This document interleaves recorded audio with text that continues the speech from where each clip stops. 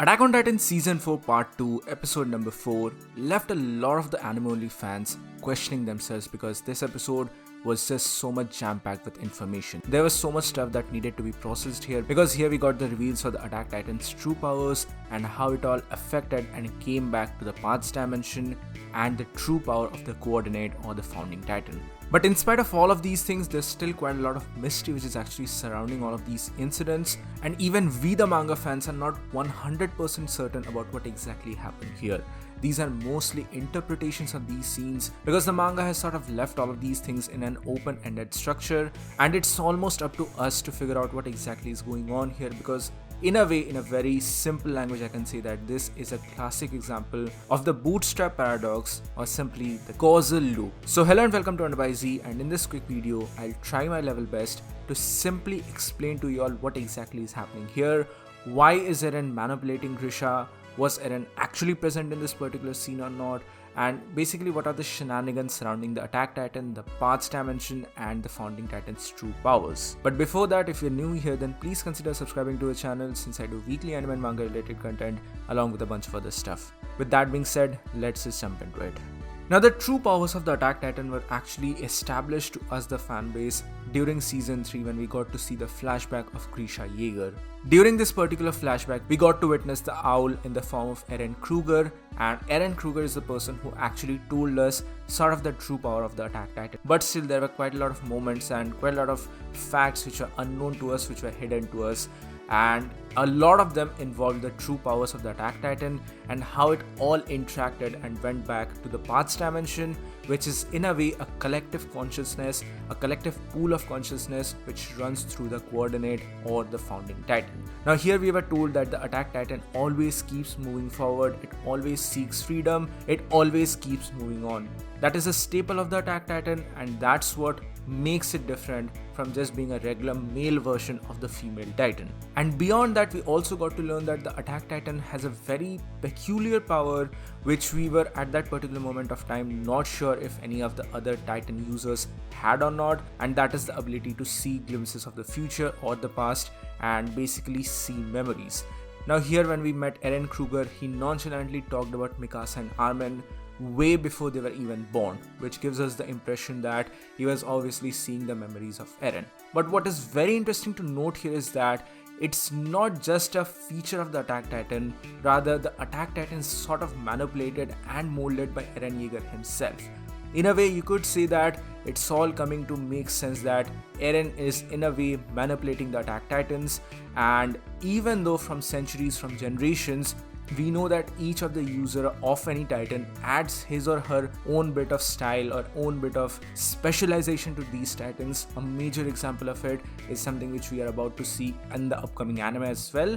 Manga readers, please do not spoil that for the anime only fans, but the main point here is that each of the Attack Titan users had some unique ability, but still they were in a way influenced by the power of Eren Yeager. And that is something which was hinted towards by the words of Grisha Yeager himself, but now here in this particular episode it is sort of confirmed that in a way Eren is the physical manifestation of the Attack Titan and he is influencing the powers of the Attack Titan. But what is interesting to note here is that because Eren came into the direct contact of the royal blood, the true powers of the Founding Titan were actually unleashed here. And since he himself is not bounded by the oath of the king, he was able to do a lot more even though he was not initially aware of these powers. Because at this particular moment in the Paths dimension, which is yet again a shared consciousness of the entire alien race, Zeke takes back Eren on a trip down the memory lane in order to make him understand that his plan is actually futile.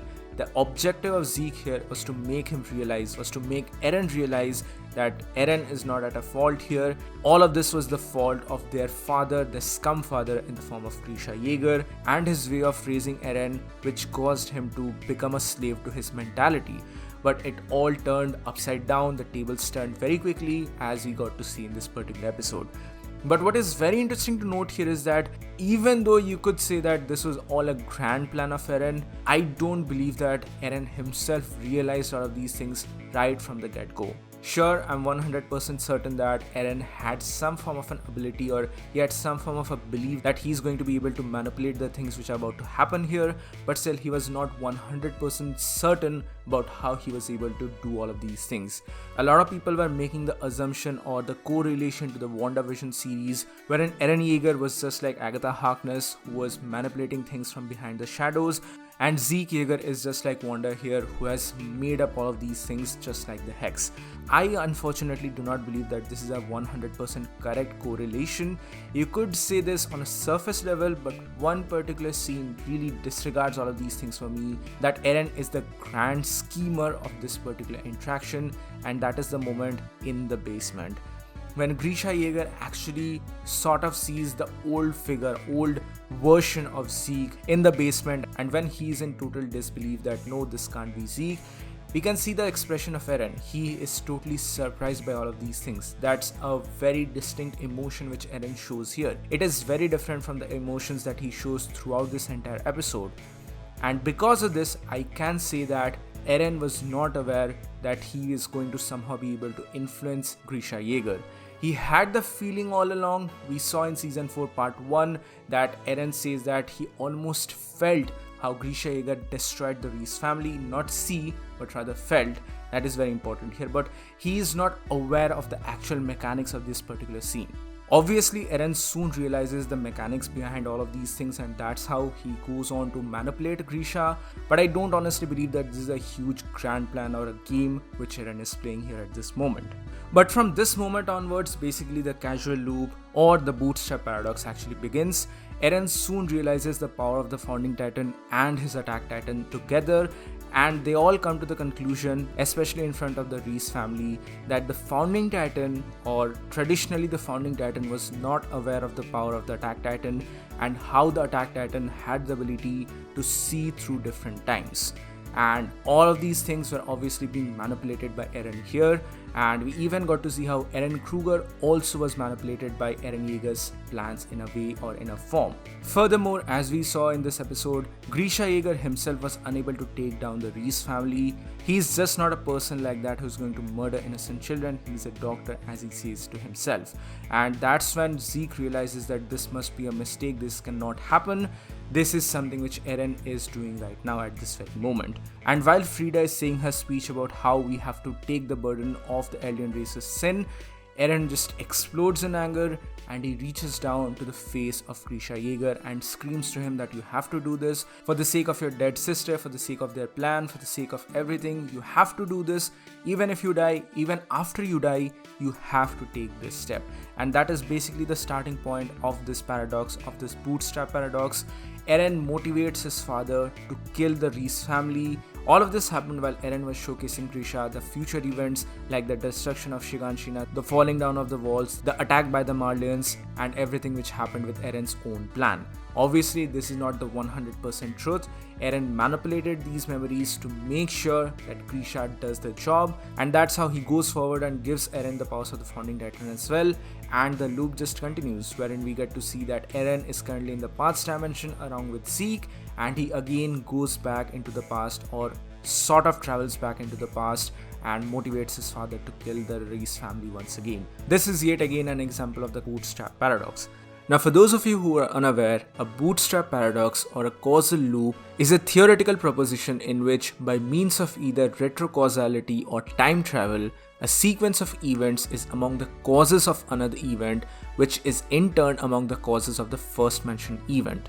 Such causally looped events then exist in space-time, but their origin cannot be determined. We cannot ascertain which is the starting point of these events, and that's why we could say that this is technically time travel, even though this is not actually time travel. I mean, Zeke and Eren are not technically traveling back into the past, because here once again we have to understand that the past dimension exists beyond the space-time continuum. It exists on a separate plane altogether. It doesn't follow the traditional laws of physics and time. That is basically the manner in which Eren has sort of manipulated his father to kill the Reese family, take the powers of the founding titan, and give it to Eren in the very first place. Now here in this particular equation, there needs to be another discussion in regards to the actual schematics here, because as I said before, I don't believe that Eren and Zeke have actually traveled back into the past. This is a feature of the shared consciousness or the shared existence of the Paths dimension and how it's a collective consciousness of the entire alien race. That is the reason why they are able to traverse back in time into the memories of the other people, not actually travel back in time. But at the same time here, I don't believe that Grisha Yeager is able to actually see Zeke. I know this is a little bit confusing to explain, so I'm going to use an example. What I actually believe here is happening is that Grisha is able to see himself from another dimension or from another view, and because Eren is actually having the powers of the Attack Titan, I believe that Grisha Yeager is seeing himself from the eyes of Eren Yeager. And because of this, since Eren is actually able to see Zeke, Grisha Yeager is also able to see Zeke. In a matter of fact, it's a very non-linear kind of equation and it's very difficult to understand in the very first place, so I'm going to use an example very soon, so just hold on for a bit. And I guess that's one of the major reason why Grisha Yeager is having his own mental breakdown as well, because when Eren sits down in front of his father, we get this particular shot, which is a very close-up of Grisha Yeager's face. Of course, we all thought that this is a classic shonen shot of the hero or the character being angry or being in a very mentally unstable state. That is true, but I believe that this serves another purpose as well, because here I believe that Grisha Yeager is actually witnessing this exact scene, because he is seeing from the eyes of Eren here at this moment, and Eren is directly in front of the face of Grisha Yeager. So Grisha is able to see two things at the very same time, which is totally maddening. He's of course seeing from his very own eyes, at the same time he's seeing himself from the eyes of Eren Yeager. We in fact get to see moments like this happen in the starting episode of the series as well, wherein while Grisha Yeager is heading out of the house, he is not looking at young Eren, even though he's talking to young Eren. He is in fact looking at adult Eren, wherein he's looking at himself, because adult Eren is looking towards Grisha Yeager. I know this sounds super confusing, so let me give you all a quick explanation or an easy breakdown of what exactly might be happening here. So a couple of weeks back, I saw this incredible video popping up on my YouTube feed by Nick Robinson. It's an old video, it was made in 2019, but I do believe that this actually explains this ongoing scenario. This is a video about a second-person perspective of a video game.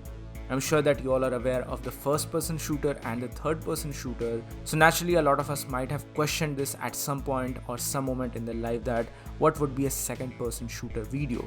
So I'm not gonna actually show this video here on screen. I'm not gonna, go into a rundown of this entire video. I'm just going to leave the link for it in the description below. This is an absolutely amazing video. Please do go and watch it yourself. But basically what's happening here is that Nick Robinson is giving the example of a game from 2011 called Driver San Francisco, wherein in a mission, a person is chasing himself. Or rather, a person is seeing himself from the body of another person, and that other person is chasing this particular person. That is exactly what is happening here in the case of Grisha Yeager, because on one hand he is seeing from his very own eyes, but at the very same moment he's also seeing himself from the eyes of adult Eren, who is staring at himself. So all of these things are obviously going to make a person go crazy, and that combined with the realization of what exactly he has done, especially murdering the Reese family, leads to us the breakdown of Grisha Yeager as a character, which was 100% absolutely beautifully executed by the voice actress as well. So this is essentially what's happening here in this episode. I hope that this video is helpful for you all to understand what exactly is going on here. Please do let me know your thoughts about it in the comment section below. If there's something which you thought was a little bit wrong on my part, I'd love to know your opinion about all of these things. So that's it for today, guys. Thank you so much for watching. Please give this video a thumbs up if you like it, share it with your friends, and subscribe to our channel for more. Please join the channel membership for some very cool perks and features. Join the Discord server for more. This is WhyZ. I'll see you all on the next one.